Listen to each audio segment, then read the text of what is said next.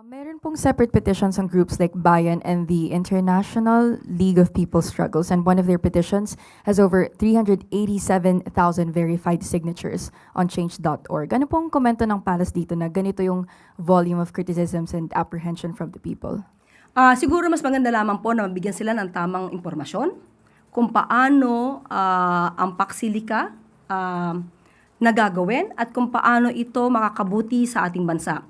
Kasi ang nakikita po natin sa ngayon, marami po sa SOCMED na puro negatibo ang naipapakita. Katulad na lamang po na maaari mapaalis ang mga magsasaka sa nasabing lugar. Pero ang sabi nga natin, year 2019 ay na-allocate na po ang 3,500 na buildable zones. So yung 3,500, hindi na po ito dapat na sinasaka.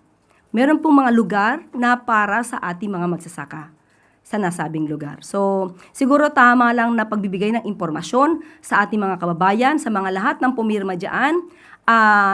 We hope na nung pumirma kayo ay alam nyo ang detalye patungkol dito.